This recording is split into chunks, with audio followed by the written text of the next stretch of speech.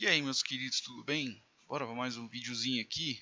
Dessa vez fugindo um pouco do quesito programação e entrando mais no quesito economia. Tem a pergunta aqui do número 17. Se o Banco Central fosse privado e tivesse dezenas de bancos concorrentes, os juros seriam mais baixos. E sendo mais baixo, aumentaria o poder de compra? Né? Ele está fazendo uma sucessão de raciocínios para poder chegar no final. Né? Eu não sou formado em economia, o que eu sei de economia é por pura curiosidade. Bem provável que eu inclusive erre, mas eu vou falar mais por exercício de imaginação. Tá? Então vamos analisar a primeira pergunta. Se o Banco Central fosse privado, né? Para quem não sabe o que é o Banco Central, né? No final das contas, ele acaba sendo uma grande seguradora dos outros bancos. Então, toda vez que faz o empréstimo, sei lá, você pede dinheiro num determinado banco, ele tem que fazer um pequeno depósito referente a isso, como se fosse um seguro para esse dinheiro que está emprestando, né? E caso o banco quebre, pode ser que tenha alguma ajuda do Banco Central.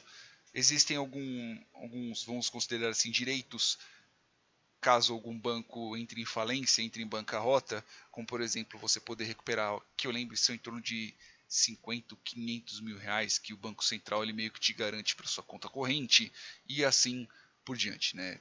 Além de regras de comercialização e afins que o Banco Central também rege.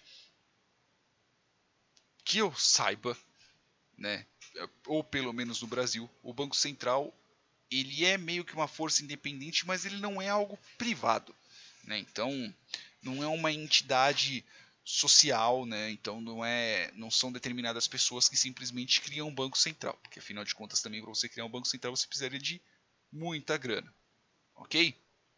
Então se ele fosse privado, então nós neste cenário aqui transformaremos o nosso banco central em algo público, consideremos dessa forma, para algo privado.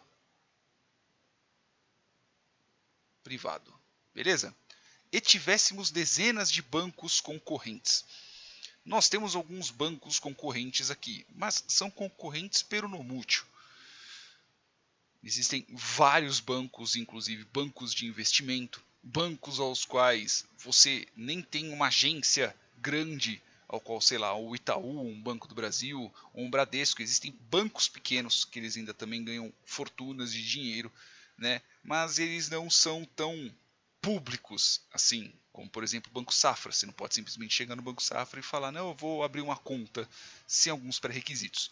Tá? Então, se tivéssemos dezenas de bancos, então nós estamos tratando sobre bancos para várias faixas salariais e faixas de renda, e faixas sociais e afins, ok? Os juros seriam mais baixos, e sendo baixo, aumentaria o poder de compra. Né? Então, vamos para os juros. Independente de sua posição política, não só para o número 17 ou para quem está escutando. Tá? Existem coisas que são verdades absolutas e já era. Os juros, né? Nada mais é que o valor do dinheiro. Então, se eu tenho, sei lá, 100 reais, voltando, os juros nada mais é que o tanto que aquele dinheiro vale quando você empresta e o quanto que ele vale para você emprestar ele, né? Então, quanto que vale essa diferença de tempo que você empresta e você fica sem ele. Então, vamos dizer que eu sou um cara muito rico, eu sou um cara podricíssimo de rico. Para mim, 100 reais não vale nada. Então, se você me pedir 100 reais emprestado, eu posso te cobrar, sei lá, 1% ao ano, ok? Porque 1% ao ano, no primeiro ano vai ser, no final do ano, vamos considerar, no final do ano vai ser 101 reais.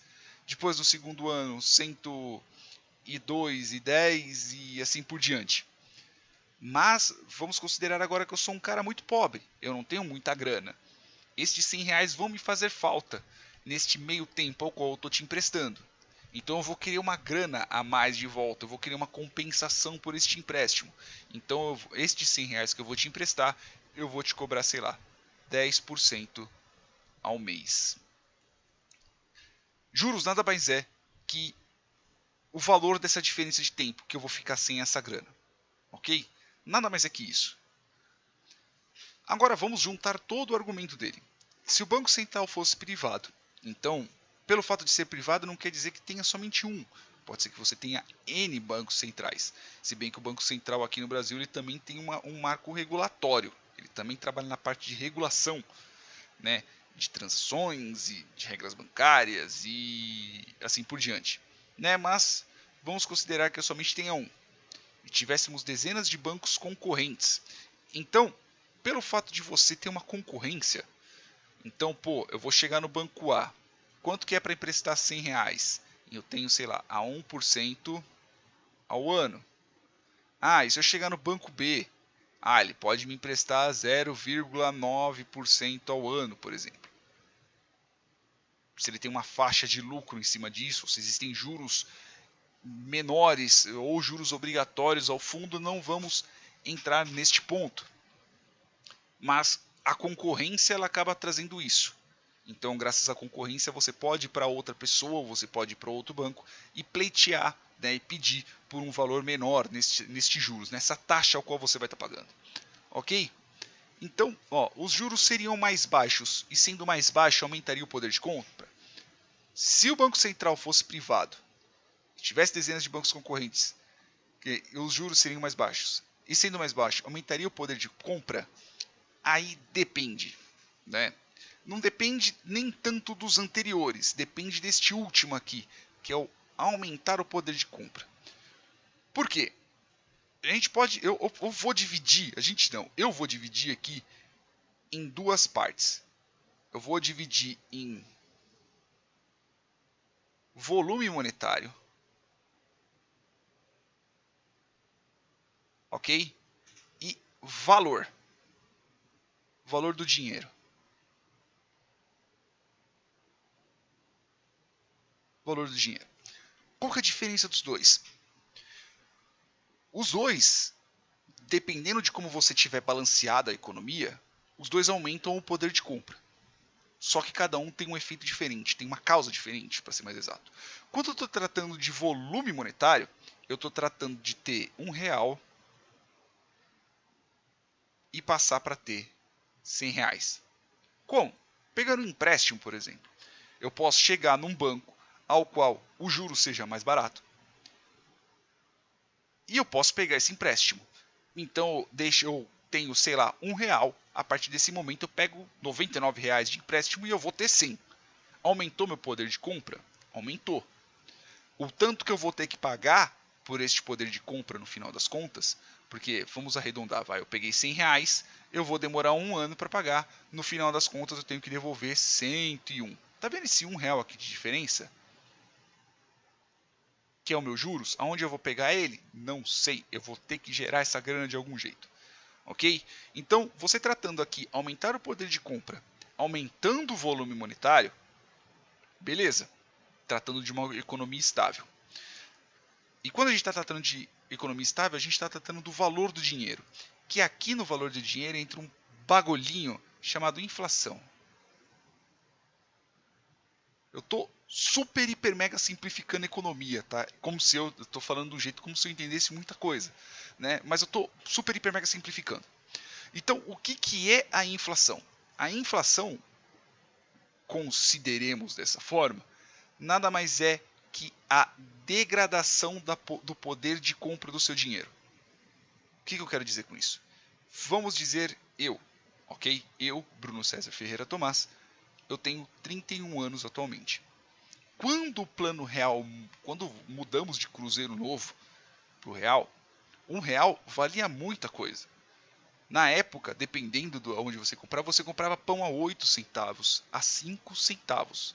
Hoje, dependendo da padaria ao qual você compra, um pão é R$1.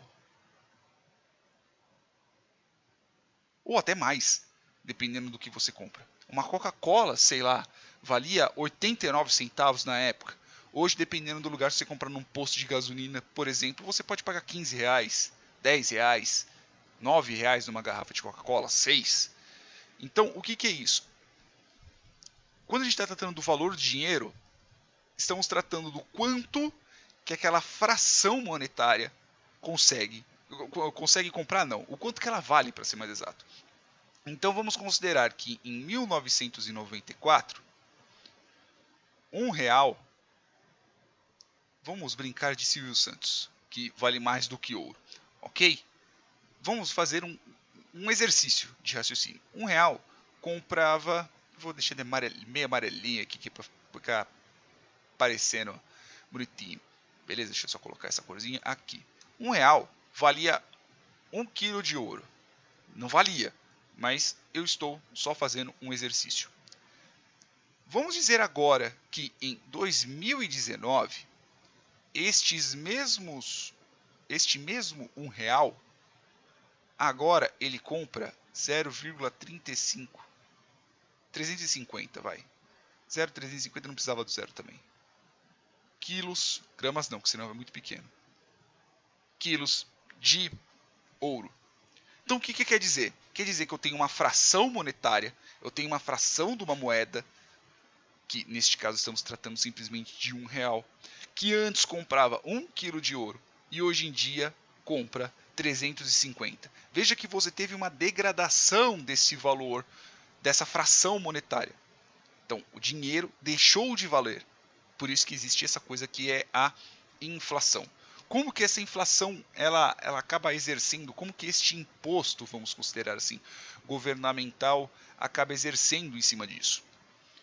O valor do dinheiro, dependendo da casa econômica qual você está falando, mas eu vou tratar a que eu mais li, que é a casa Mises de economia. Você pode reclamar do que for, seja lá o que for, quem achar contra, coloca no comentário. Ok? Existe até um livrinho que é legal, que é Economia para Leigos, que ele também explica sobre isso, mas eu vou deixar a missiana, vamos dizer assim, porque ela está mais fresca na minha cabeça. A inflação nada mais é que a degradação do valor monetário. Então, se eu, governo, emissor de moeda, eu começo a emitir muito dinheiro, esse valor começa a perder, esse dinheiro começa a perder valor. Como assim? Vamos considerar que eu tenho uma economia. Vamos dizer que no Brasil, eu comecei lá em 1994. Eu comecei minha economia com somente R$100. Seja em título público, seja em cheque, né? Ignoremos acho que é B0, B1, W1, eu não lembro exatamente qual que é a letra, né, que trata qual é o tipo, se é dinheiro, se é título público, né, dinheiro mais título público, dinheiro mais investimentos, eu esqueci. Tá? Vamos considerar que aqui a gente está tratando só de dinheiro físico, só de moeda. Comecei a economia com R$100, ok? E quem controla isso daqui é o governo. E o Banco Central também, que ele está lá no meio. Ok? Então esse dinheiro vai ser distribuído para N pessoas. Então, sei lá, a dona tiazinha tem 50 centavos, fulaninho tem 30 centavos, mas vamos colocar em equiparação que 1 centavo, então nós estamos tratando de 0,01, ele compra uma Coca-Cola. Beleza? Então 1 centavo compra uma Coca-Cola. Passa-se o tempo. O governo ele começa a precisar de grana, né? Ele começa a precisar de dinheiro. Porque existe uma coisa também chamada dinheiro lastreado ou não lastreado. Veja que eu vou desenrolando o nó. Lastreado é quando ele tem base em alguma coisa. Então R$1 vale 1 kg de ouro. Beleza? Isso é lastro. Não lastreado, que é o nosso dinheiro, que atualmente que é o fiduciário, vai de confiança da população, dos bancos, da economia e afins. Tá? Vamos tratar como se ele fosse simplesmente fiduciário por enquanto. Ele não está baseado em nada, a não ser na confiança que a gente tem do governo. Então 1 centavo vale uma Coca-Cola. O tempo vai passando, o governo vai passando. E o governo ele vai precisando fazer o quê? Pelo fato dele começar a arrecadar determinado dinheiro e ele não ter dinheiro suficiente para poder pagar as suas contas, ele começa a fazer o quê? Ele começa a meio que imprimir dinheiro. Não que nem antigamente, que os caras simplesmente só ligavam lá pro banco, metia a prensa lá rolando e vazava um monte de grana pela impressora. né? Hoje em dia você tem outras coisas como emissão de dívida pública e afins. Mas, para critério de exemplo, vamos considerar que eu simplesmente bote uma impressora aqui. Eu ligo para o Banco Central e falo, meu, é o seguinte, eu estou precisando de dinheiro, eu preciso construir uma ponte, sei lá, que liga o bairro A ao bairro B, e taca pau aí e bora imprimir dinheiro. Então, vamos considerar que em 1999, eu estou pulando alguns anos aí, dane-se. Agora, graças a isso, eu tenho R$300. Ok? Veja que esse dinheiro, ele simplesmente não cai na mão da população do nada. Então, se eu vou lá construir uma ponte do bairro A ao bairro B, eu preciso do quê? Além de fazer toda a parte orçamentária, que o riozinho bonitinho passando por aqui, ok? Além de eu fazer toda a parte orçamentária, estou eliminando corrupção, tá? Fazer toda a parte orçamentária e afins, essa grana vai ser passada primeiro aonde? Vai ser passado para quem está fazendo orçamento, vai ser passado primeiro para grandes empreiteiras, que são aquelas que vão construir a ponte. Então veja que essa grana, ela não vem simplesmente jogada na população do nada, esse dinheiro impresso que eu coloquei.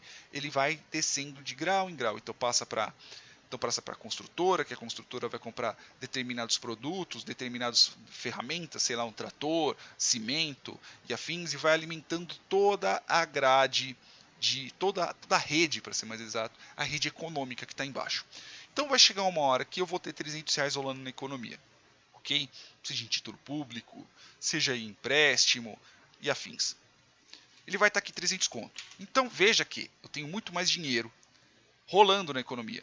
Só que este dinheiro, ele não veio através de, vamos considerar num lastro, mais ouro na minha economia. Então, se eu fosse lastreado para eu ter R$300, eu teria que ter 300 quilos de ouro. Mas eu não tenho. Eu simplesmente imprimi essa grana. Então, o que acontece? A partir de agora, super simplificando, para eu poder comprar uma Coca-Cola, eu preciso de 3 centavos. Por quê? Não é que eu criei mais economia, não é que eu criei mais riqueza, não é que eu criei coisas econômicas, coisas a mais na minha economia, na minha roda. Eu simplesmente imprimi mais dinheiro. Eu só aumentei a quantidade de fração monetária. Eu simplesmente só peguei uma pizza e dividi ela em 3. Mesmo eu tendo 3 pedaços de pizza, mas ainda assim esses 3 eles fazem parte de uma pizza só. Então eu peguei aqui e dividi em 3. Beleza, eu tenho 3 pedaços, mas ainda assim é de uma única pizza. Veja que é dessa forma que a inflação vai comendo. Esta diferença de preço entre os meus 1 centavo do começo e esses 3 centavos agora, que eles praticamente compram a mesma coisa, é a minha inflação. Tá? Então a inflação é quando o meu dinheiro ele começa a aumentar. É M1, lembrei. M0, M1, M2, M3. Se vocês quiserem procurar, se procura M0, M1, né? Q1 é dinheiro, dinheiro mais investimento público, eu não lembro exatamente todos de cabeça. Voltando aqui para fração monetária. Eu não criei coisa nova, eu simplesmente só joguei mais dinheiro ao vento. Só jogando mais dinheiro na economia, vai chegar uma hora que aquele dinheiro, por ter mais dinheiro, vai ser cobrado mais. Por quê? Não é porque as coisas ficaram mais caras, mas sim porque o meu dinheiro começou a valer menos. Então, voltando para cá. Beleza. Aumentaria o poder de compra? Quando a gente está tratando do valor do dinheiro, pode ser que, mesmo eu tendo menos dinheiro na economia, eu consiga comprar mais. Que é um caso de deflação, por exemplo.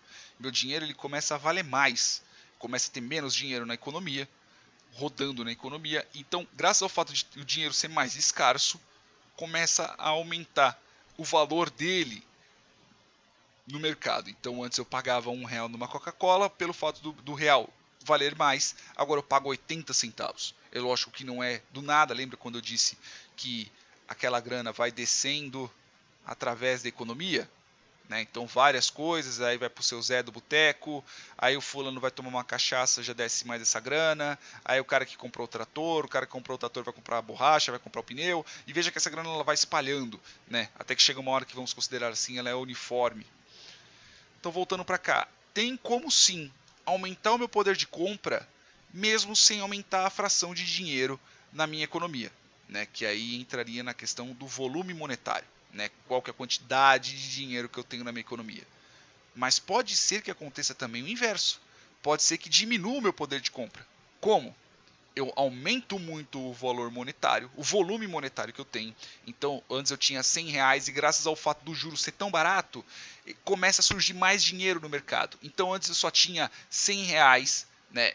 Vamos considerar que eu tinha R$100, ok? No comecinho da minha economia, quando começou a brincadeira. E ele valia, sei lá, 1 quilo de ouro. Ele compraria 1 quilo de ouro. Se a minha economia aumentasse junto com o volume de riqueza que eu tenho, que é meu ouro, então, por exemplo, se eu tivesse R$1.000, eu teria que ter quanto? 10 quilos de ouro. Só que o grande problema é que quando acontece de eu ter muita grana e não aumentar o meu volume de riqueza, então vai chegar uma hora que eu tenho R$1.000 e eu só tenho, por exemplo, 2,5 kg de ouro.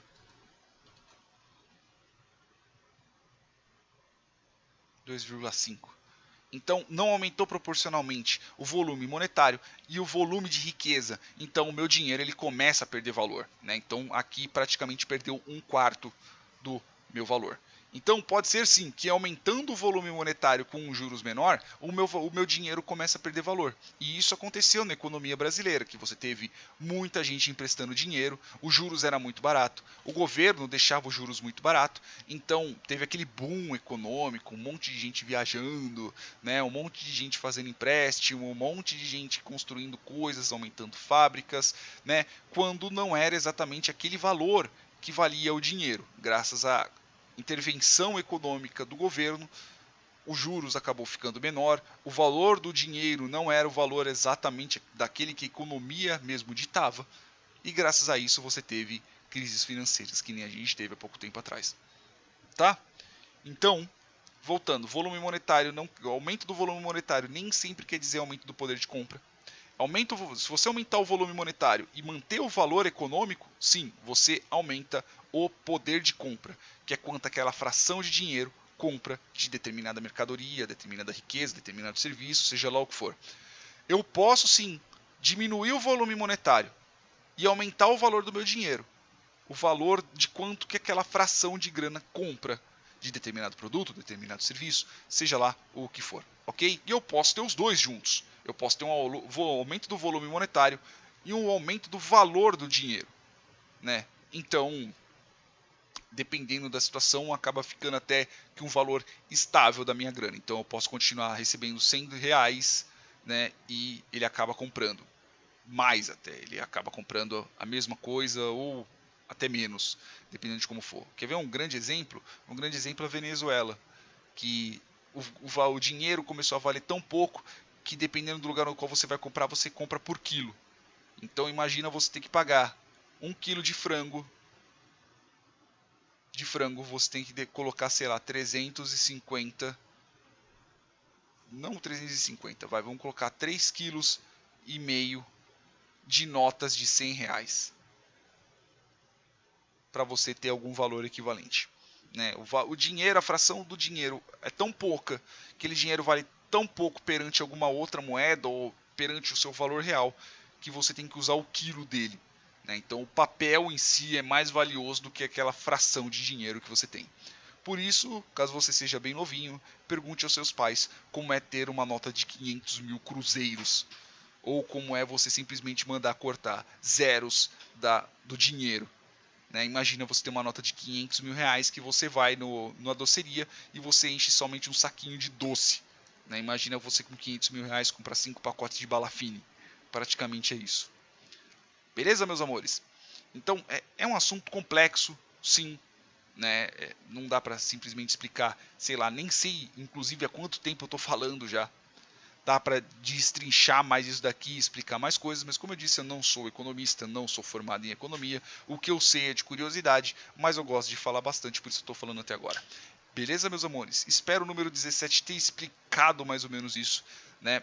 O seu raciocínio está certo até determinado ponto, porque existem alguns pontos do seu raciocínio que eles acabam se contradizendo. Né? Não estou xingando você, não estou falando nada demais. Eu só simplesmente falando que o assunto é um pouco mais complexo para poder explicar, sei lá, em um vídeo só. Ok?